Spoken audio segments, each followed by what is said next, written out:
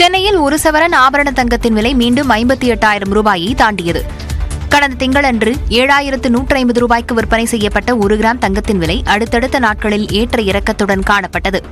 ஆபரண தங்கத்தின் விலை கிராமிற்கு 80 ரூபாய் உயர்ந்து 7,260 ரூபாய்க்கு விற்பனை செய்யப்படுகிறது. சவரனுக்கு 640 ரூபாய் அதிகரித்து 58,080 ரூபாய்க்கு விற்பனையாகிறது.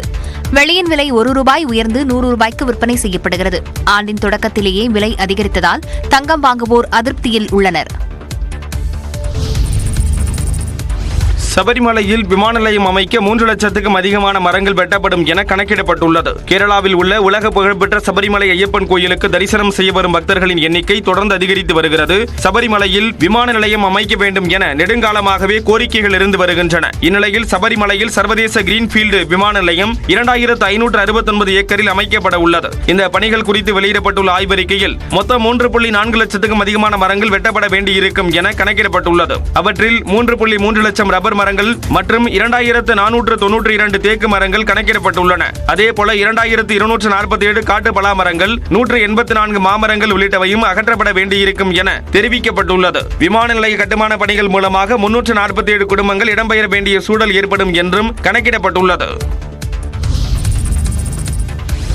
தமிழ்நாட்டில் பல்வேறு நெடுஞ்சாலை திட்டங்களுக்கு நிதி ஒதுக்கீடு செய்யப்பட்டுள்ளதாக மத்திய அமைச்சர் நிதின் கட்கரி தெரிவித்துள்ளார். ஈரோட்டில் மாநில நெடுஞ்சாலை 20 விரிவுபடுத்தி இரட்டை இருவழிச்சாலையாக மாற்ற 36 கோடியே 45 லட்சம் ரூபாய் நிதி ஒதுக்கப்பட்டுள்ளதாக தெரிவித்துள்ளார். இதில் மழைநீர் வடிகால் மற்றும் 2.9 கிலோமீட்டர் தூரத்திற்கு உயர்நிலை பாலமும் அமைக்கப்பட உள்ளது. திருப்பூர் மாவட்டத்தில் மேட்டுக்கடை மூத்தாம்பாளையம் சாலையை விரிவாக்கம் செய்ய 6 கோடியே 84 லட்சம் ரூபாய் ஒதுக்கப்பட்டுள்ளதாக நிதின் கட்கரி குறிப்பிட்டுள்ளார். தஞ்சாவூர் மற்றும் திருச்சி மாவட்டங்களில் மேகலத்தூர் மற்றும் பத்தாலப்பேட்டை சாலையை இருவழிச்சாலையாக மாற்ற 20 கோடியே 52 லட்சம் ரூபாய் நிதி வழங்க ஒப்புதல் அளிக்கப்பட்டுள்ளதாக நிதின் கட்கரி தெரிவித்துள்ளார். திண்டுக்கல் மாவட்டத்தில் தர்மத்துப்பட்டி ஆடலூர் தாண்டிக்குடி சாலையை விரிவுபடுத்தி கால்வாய் சீரமைப்பு தடுப்புச் சுவர் கட்ட 5 கோடியே 8 லட்சம் ரூபாய் ஒதுக்கப்பட்டுள்ளதாக அமைச்சர் கூறியுள்ளார். போக்குவரத்தை மேம்படுத்தவும் பயண நேரத்தை குறைத்து சாலை பாதுகாப்பை உறுதி செய்யும் வகையிலும் நிதி ஒதுக்கப்பட்டுள்ளதாக தெரிவித்துள்ளார். சேலப்பாளையம் பட்டப்பகலில் சாக்கடை கால்வாய் மூடியை சிறுவர்கள் திருடிச் செல்லும் சிசிடிவி காட்சி வெளியாகியுள்ளது.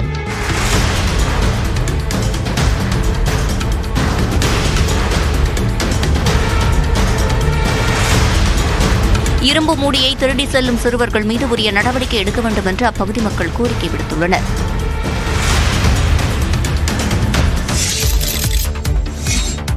கிராம ஊராட்சிகளை தருமபுரி நகராட்சியுடன் இணைப்பதை தவிர்க்க கோரி 100 நாள் வேலை திட்ட பணிப்பெண்கள் சாலை மறியலில் ஈடுபட்டனர்.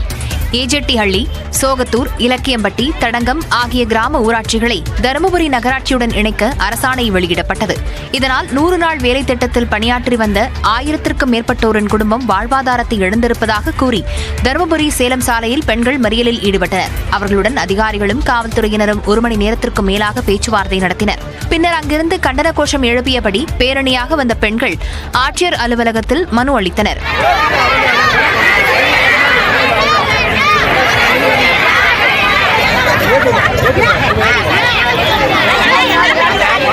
இந்த போராட்டம் காரணமாக தருமபுரி சேலம் பைபாஸ் சாலையின் இருபுறமும் 1 மணி நேரத்திற்கும் மேலாக போக்குவரத்து பாதிக்கப்பட்டது. மதுரையில் 2022ஆம் ஆண்டு அறிவிக்கப்பட்ட டைடல் பார்க் அமைக்கும் திட்டம் ஆமை வேகத்தில் நடப்பதாக புகார் எழுந்துள்ளது. மாட்டுத்தாவணி அருகே 2 கட்டங்களாக 10,000 பேருக்கு வேலைவாய்ப்பு அளிக்கும் வகையில் டைடல் பூங்கா அமைக்க திட்டமிடப்பட்டது. முதற்கட்டமாக 600 கோடி ரூபாய் மதிப்பில் பூங்கா கட்டப்படும் என்று அறிவிக்கப்பட்ட நிலையில் அதன் நிதி குறைக்கப்பட்டது. மேலும் 2 ஆண்டுகளாகியும் கட்டடங்கள் கட்டப்படாததால் மதுரையில் உள்ள ஐடி ஊழியர்கள் அதிருப்தி தெரிவித்துள்ளனர். ஏன் இந்த பிளானிங் அண்ட் இம்ப்ளிமெண்டேஷன் ஸ்டேஜ்ல இவ்வளவு கன்ஃபியூஷன் மாதிரி இருக்குது அப்படிங்கிறது தெரியல. ஸோ இவ்வளவு நாள் டிலேக்கு அப்புறம் ஒரு 2 வருஷம் டிலேக்கு அப்புறம் தான் நமக்கு இப்போ டைடல் பார்க் டேக் ஆஃப் ஆகிற மாதிரி இருக்குது. இதுவாவது இன்னும் ஃபர்தர் டிலே இல்லாமல் இந்த ப்ராஜெக்டாவது டேக் ஆஃப் ஆகணுங்கிறது எங்களோட எதிர்பார்ப்பு. விரைவாக இந்த டைடல் பூங்காவை செயல்பாட்டுக்கு கொண்டுவர நடவடிக்கை எடுக்க வேண்டும் என்ற கோரிக்கை வலுத்து வருகிறது.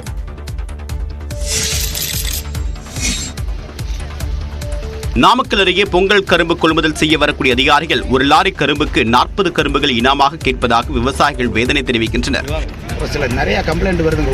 ஒரு வண்டி கரும்பு கொடுத்தாக்கா 2 கத்தை எனக்கு ஃப்ரீயா கொடு, 3 கத்தை ஃப்ரீயா கொடுன்னு ஒரு சிலர் கேட்கறாங்களாம். அந்த மாதிரி இந்த தடவை எந்த காட்டியாவது வாங்கினாக்கா கம்ப்ளீட் விவசாயிகளையும் திரட்டி அந்த கரும்பே போகலன்னா கூட ரோட்டில் மறியல் பண்ணுற அளவுக்கு வந்துருவோம். நாமக்கல் மாவட்டம் பள்ளிப்பாளையம் அடுத்த சமய சங்கிலி பகுதியில் இருந்துதான் அதிக அளவில் கரும்புகளை அரசு கொள்முதல் செய்து ரேஷன் கடை வழியாக பொங்கல் பண்டிகைக்கு மக்களுக்கு அளிக்கிறது. கடந்த 3 ஆண்டுகளாக ஒரு கரும்பு 35 ரூபாயாக அரசு நிர்ணயித்திருக்கக்கூடிய நிலையிலும் முழு தொகை தங்களுக்கு கிடைப்பதில்லை என்று விவசாயிகள் வேதனை தெரிவிக்கின்றனர். இந்நிலையில் சமய சங்கிலி பகுதியில் கொள்முதல் செய்யப்பட உள்ள கரும்புகள் குறித்து மாவட்ட ஆட்சியர் ஆய்வு மேற்கொண்டார். அப்போது அதிகாரிகள் இனாமாக கரும்புகள் கேட்பதாக விவசாயிகள் முறையிட்டனர்.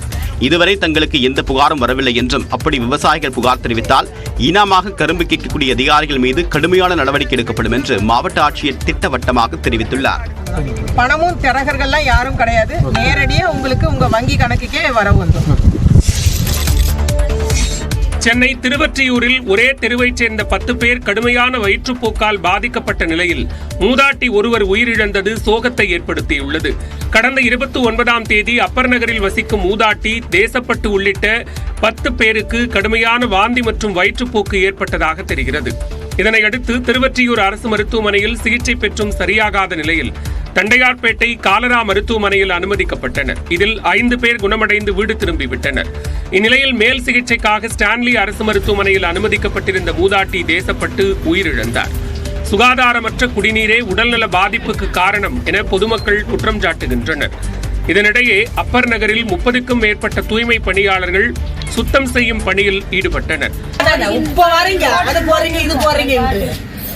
அதுக்கு முன்னாடி பண்ண வேண்டியது தானே, எல்லாருக்கும் நோவல வந்து உளுந்து பிறகுதான் வந்து எல்லாமே சுத்தம் பண்ணமா. இனி இதுபோன்று நிகழாத வகையில் நடவடிக்கை எடுக்குமாறு அப்பகுதி மக்கள் கோரிக்கை விடுத்துள்ளனர். பொங்கல் பரிசு தொகுப்பில் மண்பானை வழங்க வேண்டும் என்று மண்பாண்ட தொழிலாளர்கள் அரசுக்கு கோரிக்கை விடுத்துள்ளனர். கிருஷ்ணகிரி மாவட்டத்தில் ஓசூர், பீர்ஜேப்பள்ளி, உத்தனப்பள்ளி, ராயக்கோட்டை உள்ளிட்ட பகுதிகளில் மண்பாண்ட தொழிலை வாழ்வாதாரமாக கொண்ட ஏராளமான குடும்பத்தினர் உள்ளனர். பொங்கல் பண்டிகைக்காக மண்பானைகள் தயாரிக்கக்கூடிய பணியில் தொழிலாளர்கள் தீவிரமாக ஈடுபட்டு வருகின்றனர். ஆர்டரின் அடிப்படையில் 2000 பானைகள் தயாரிக்க ஆயத்தமான நிலையில் பானை செய்ய அருகே உள்ள ஏரியில் மண் எடுக்க அனுமதி கிடைக்காததால் வெளியூரிலிருந்து மண் வாங்கி வந்து 300 பானைகள் மட்டும் தயாரித்து விற்பனை செய்து வருவதாக தொழிலாளர்கள் தெரிவிக்கின்றனர். கவர்மெண்ட் வந்து நடவடிக்கை எடுத்து நல்லா பானை செஞ்சு ஆர்டர் கொடுத்தாலே, கரும்பு கொடுத்த மாதிரி இருந்துச்சு, ஒரு பானை கொடுத்தாலே எங்களுக்கும் கட்டுப்பாடு ஆகுதோ, எங்களுக்கு அது ஒன்று சகாயம் பண்ணாலே போதும் கவர்மெண்ட்டும். நலிவடைந்து வரக்கூடிய தங்கள் வாழ்வாதாரத்தை மீட்க அரசு உதவ வேண்டும் என்று மண்பாண்ட தொழிலாளர்கள் கோரிக்கை விடுத்துள்ளனர். அமெரிக்காவில் புத்தாண்டு கொண்டாட்டத்தின் போது ட்ரக்கை சாலையில் வேகமாக ஓட்டி 15 பேரை கொன்ற முன்னாள் ராணுவ வீரர் ஷம்சுதீன் அந்த இடத்தில் 2 நாட்டு வெடிகுண்டுகளை வைத்ததும் தெரியவந்துள்ளது. நியூ ஆர்லியன்ஸ் நகரில் புத்தாண்டை மக்கள் கொண்டாடிய வேளையில் ட்ரக்கை வேகமாக கூட்டத்தில் ஷம்சுதீன் செலுத்தியதில் 35க்கும் மேற்பட்டோர் காயமுற்றனர். அதில் 15 பேர் உயிரிழந்தனர். இது தொடர்பாக தகவல்களை வெளியிட்டுள்ள அமெரிக்க புலனாய்வு அமைப்பான FBI இது தீவிரவாத தாக்குதல் என்பது உறுதிப்படுத்தியதுடன் ஷம்சுதீனை தவிர்த்து வேறு யாருக்கும் இதில் தொடர்பு இருப்பதாக தெரியவில்லை என்று கூறியுள்ளது. அந்த இடத்தில் வீட்டில் தயாரிக்கப்பட்ட 2 வெடிகுண்டுகள் இருந்ததாகவும் தெரிவித்துள்ளது. மேலும் தாக்குதல் நடத்துவதற்கு சற்று முன்பாக Facebook சமூக வலைதளத்தில் தான் IS பயங்கரவாத அமைப்பில் சேர்ந்து விட்டதாக கூறி சில வீடியோக்களை ஷம்சுதீன் வெளியிட்டதையும் FBI அதிகாரிகள் சுட்டிக்காட்டியுள்ளனர். தீவிரவாத தாக்குதல் நடத்திய ஷம்சுதீன் அமெரிக்க ராணுவத்தில் தகவல் தொழில்நுட்பம் உள்ளிட்ட பல்வேறு பிரிவுகளில் 2007ஆம் ஆண்டு முதல் 2020ஆம் ஆண்டு வரை பணியாற்றி ஓய்வு பெற்றவர் என்பது குறிப்பிடத்தக்கது.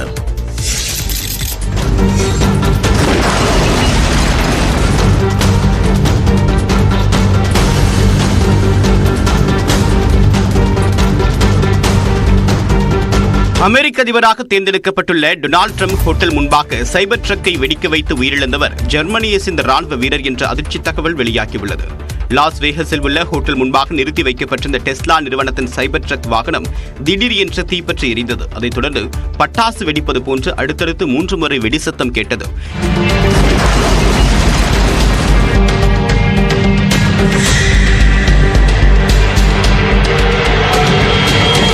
இந்த வெடி சம்பவத்தில் சைபர் ட்ரக் ஓட்டுநர் உடல் கருகி உயிரிழந்தார். 7 பேர் படுகாயமடைந்தனர். விபத்தில் உயிரிழந்த சைபர் ட்ரக் ஓட்டுநர் ஜெர்மனி ராணுவத்தில் பணிபுரிந்து வந்தவர் என்பதும் விடுமுறையில் அமெரிக்கா வந்து இந்த செயலில் ஈடுபட்டதும் தெரிய வந்துள்ளது.